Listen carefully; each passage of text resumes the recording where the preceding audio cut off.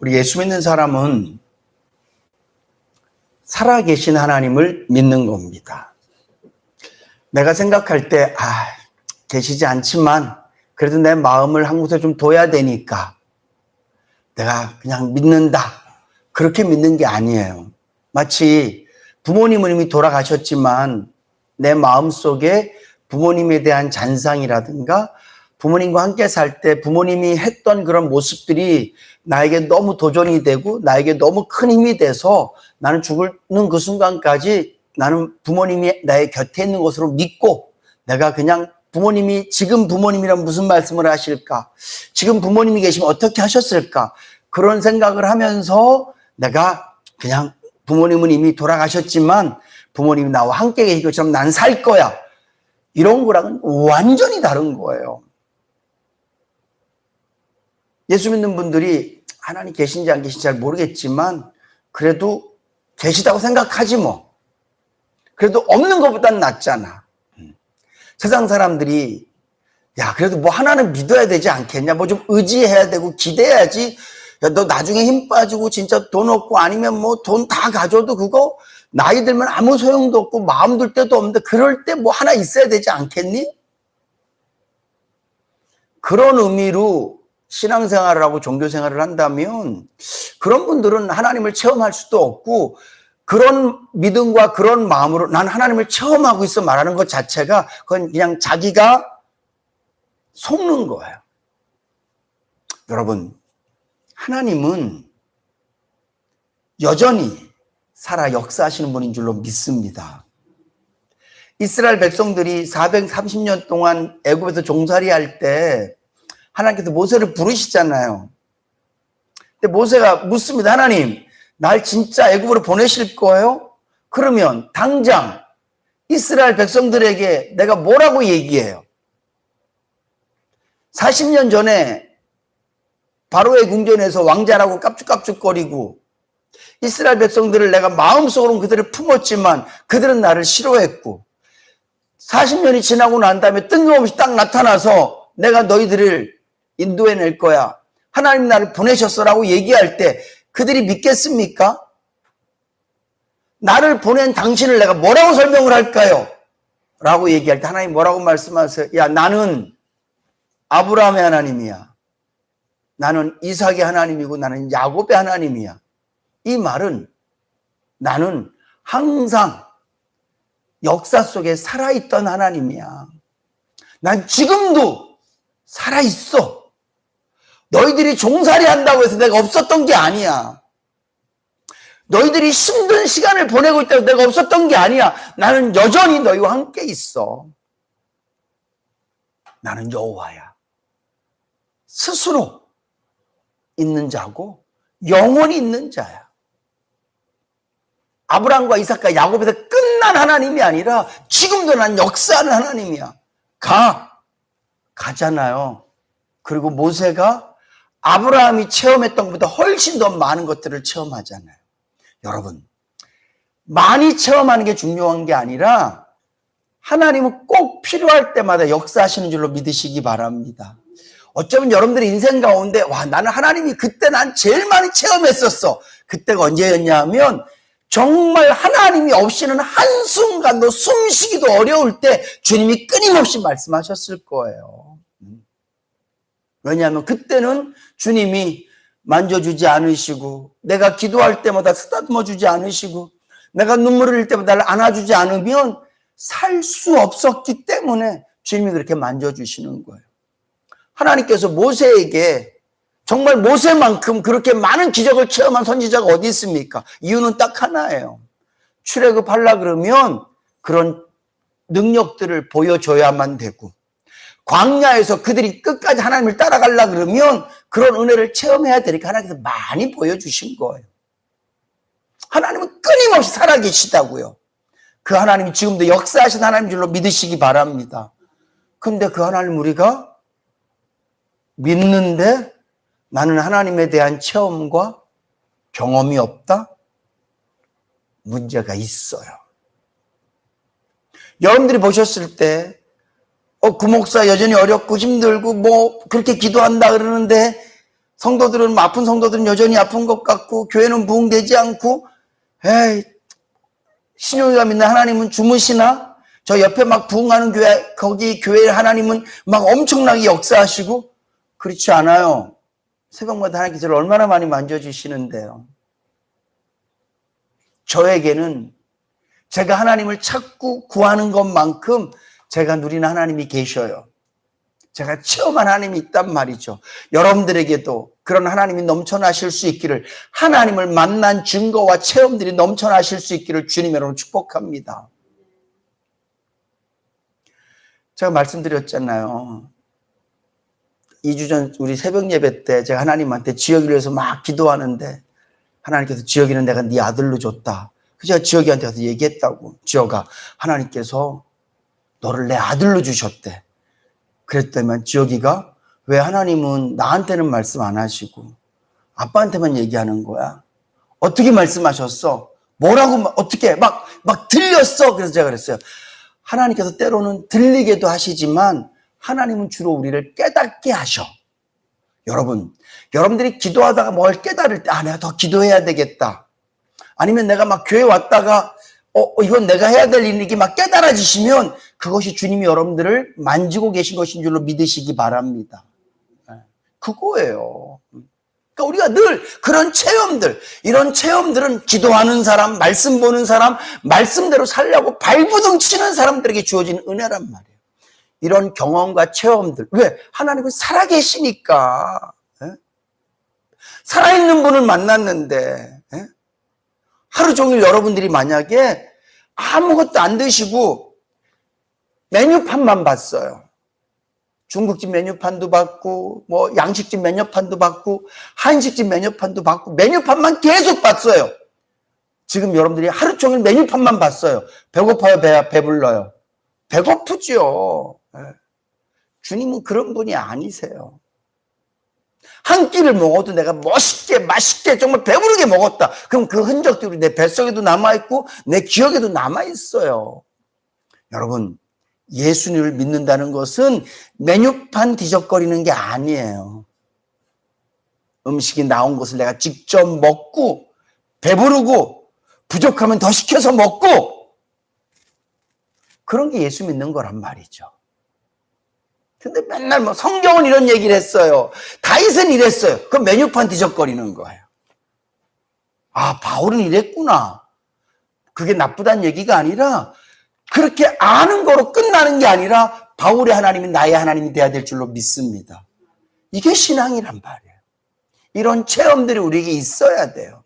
그래서 기도 응답 받는 체험도 있어야 되고, 뭐 말씀을 깨닫는 체험도 있어야 되고, 뭐 어떨 때는 진짜 막 아팠다가 낫는 체험, 별의별 체험들이 다 있어야 되는데, 그 중에 또 우리가 체험해야 될 것이 있는데, 하나님께서 기뻐하시는 방법으로 물질을 썼을 때 하나님께서 나에게 물질도 채우시는 경험도 해야 될 줄로 믿으시기 바랍니다.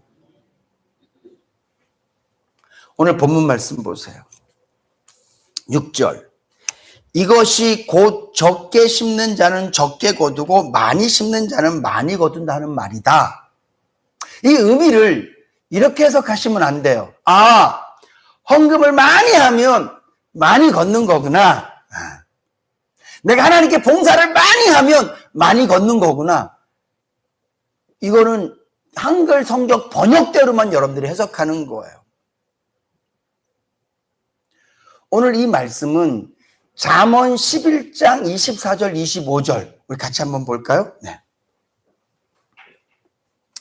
구약 성경 잠언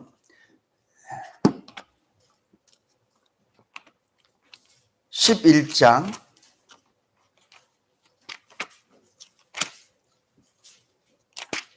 24절 25절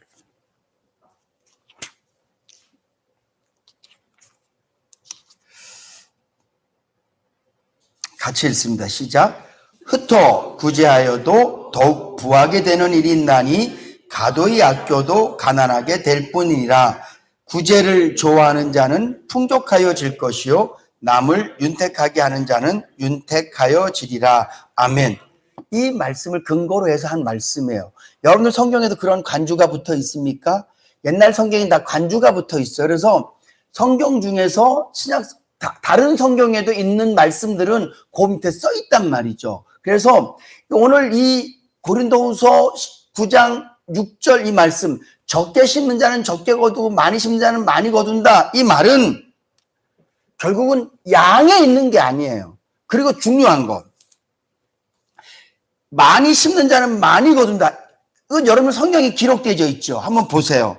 헬라어로 많다는 말이 무슨 뜻이라고요? 복이다. 여러분 성경에 그거 안 적혀, 제 성경에 이게 적혀져 있어요. 이게 복이다, 복. 예. 많다라는 말이 복이라는 얘기예요, 복.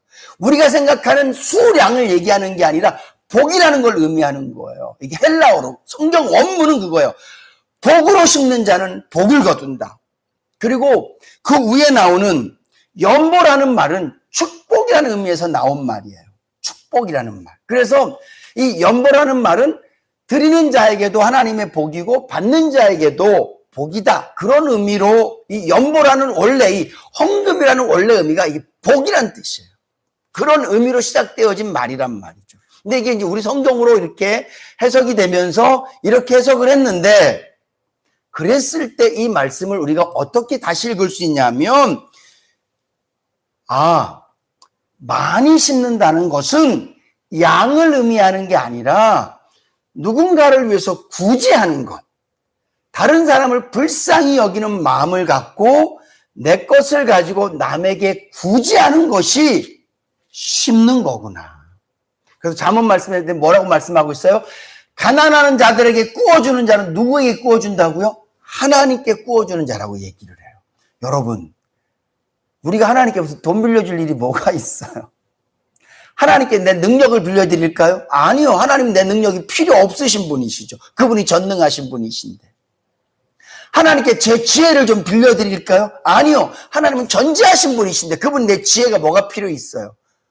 오늘도 집 나올 때 핸드폰 찾으려고 2번 집에 들어갔다 나왔는데 이런 머리를 주님이 뭘 필요로 하시겠냐고요. 주님이 내 거 하나도 필요하지 않으세요. 근데 내가 가난한 자에게 나의 시간을 드리면 그것이 하나님께 꾸어주는 거라고. 이 말은 다른 의미로 하면 이런 뜻이에요. 다른 사람한테 꾸어준 건 반드시 어떻게 해야 돼요?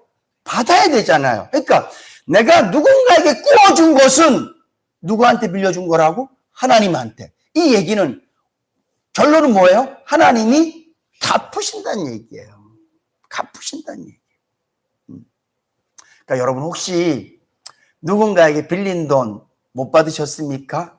그런 일이 얼마나 많으면 현수막 떼인 돈 받아드립니다. 따지면 대표적인 사람들이 저와 제 아내예요. 네. 근데 중요한 것은 저는 이 간증은 확실히 할 수 있어요. 하나님이 다 갚으셨어요. 살면서.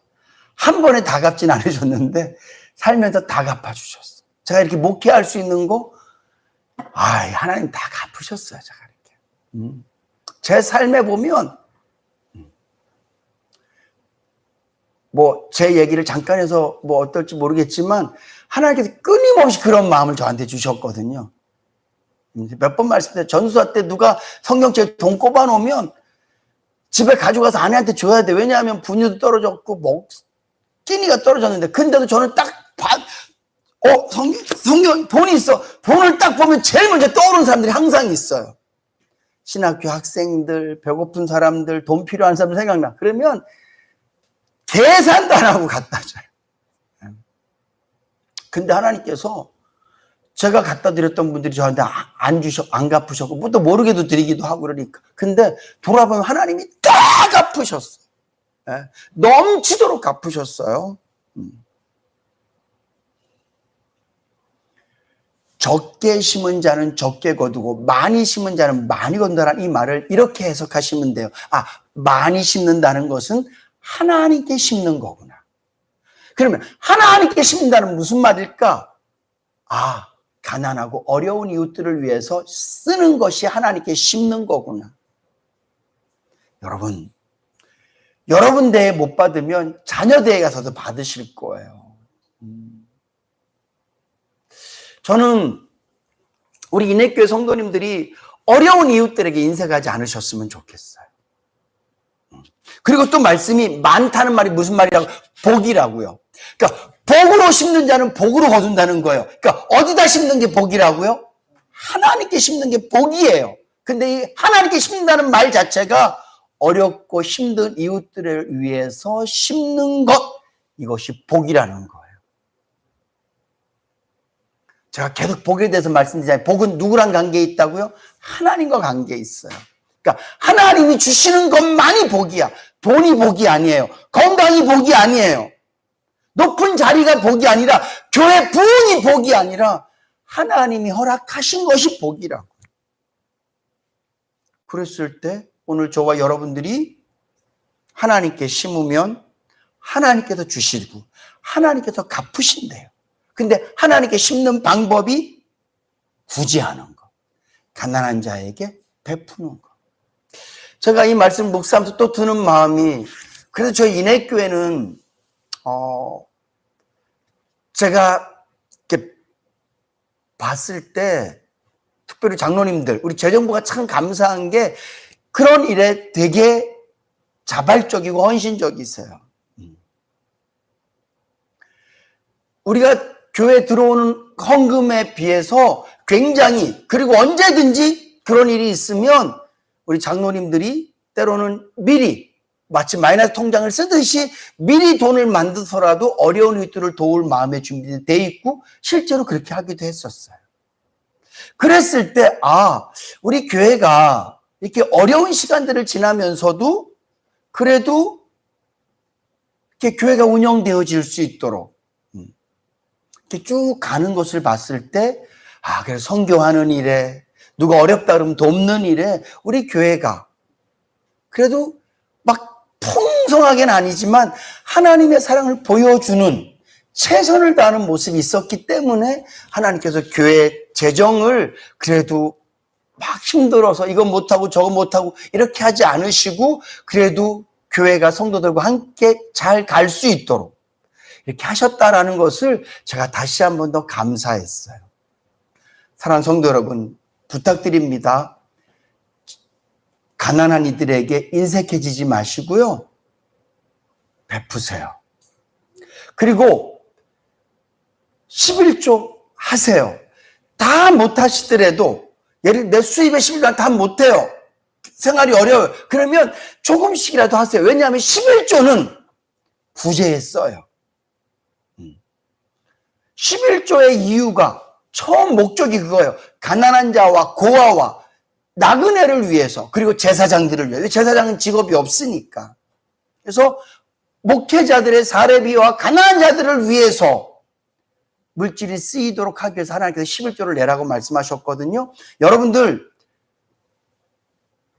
하나님, 제가 어려운 이웃을 위해서 내 삶을 드리기를 원합니다. 그래서 내가 각 한 달에 버는 거기에 대해서 최소한 이 정도만큼은 내가 가난한 자들을 위해서, 내가 혼자 돕기는 내 물질이 너무 적으니까 교회가 같이 모아져서 더 좋은 일에 쓸 수 있도록 제가 11조 하겠습니다. 그런 마음을 갖고, 액수 하나도 중요하지 않아요. 많이 심는 게 중요한 게 아니라 어디다가 하나님께 심는 게 많이 심는 거라고요. 우리가 지난 주일날 두렙돈, 이게 빵 하나도 살 수 없는 돈이에요. 정말 작은 액수예요. 물론 한 데나리온의 100분의 1이니까 정말 작거든요. 근데 예수님 뭐라고 말씀하세요? 제일 많이 냈다. 그 의미가 어떤 의미예요? 하나님을 보고 그거 했단 말이죠. 오늘 여러분들이 정말 제가 자신 있게 말씀드릴 수 있고 마음에 요만큼도 부끄러움 없이 말씀드릴 수 있어요. 11조 하세요. 다른 의미가 아니라 구제하는 의미로, 어려운 이웃을 섬기는 의미로, 돕는 의미로, 내가 하나님께 복을 심는다는 의미로 하세요. 그리고 여러분들 삶 가운데 혹시라도 누가 어려운 사람들이 보여지거든 그냥 조금씩이라도 그냥 이렇게 인색해지지 마세요. 그럴 때 하나님께서 이 말씀을 이루어 주실 줄로 믿습니다. 저는 성도님들이 이런 체험도 좀 하셨으면 좋겠어요. 네. 물질을 하나님께서 기뻐하시는 대로 정말 하나님께서 원하시는 곳에 심으니까 하나님께서 하시네. 예.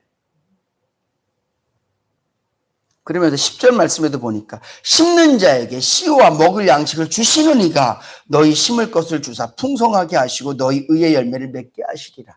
결국 이 심는 것도 누가 공급해 준 거예요? 주님이 공급해 주신 거예요. 그리고 심는 자에게 하나님께 계속 공급하시겠대요. 우리 인해교회가 저는 그런 교회였으면 좋겠습니다. 주일날 말씀드렸던 것처럼 우리 안에서도 정말 두 랩돈이 생활비 전부인 성도는 정말 없었으면 좋겠어요. 우리 교인들 중에는 나 뭐 먹지? 이런 분 없었으면 좋겠고 고독사 이런 거 없어야 돼요. 우리가 마음을 나눠야죠. 우리가 물질도 나눠야 되고 그래야 돼요. 그런 교회가 되기 위해서 우리가 먼저는 긍휼의 마음을 갖고 그런 마음을 갖고 있다면 기꺼이 하나님 앞에 내가 복을 심는 겁니다. 내가 하나님께 구워드리는 겁니다. 그런 마음을 갖고 저와 여러분들이 이렇게 물질적인 부분으로도 누군가를 위해서 나를 희생할 수 있는 그런 믿음으로 사셔서 또 그런 자들에게 은혜를 베푸신 하나님을 체험하며 사실 수 있기를 주님의 이름으로 축복합니다.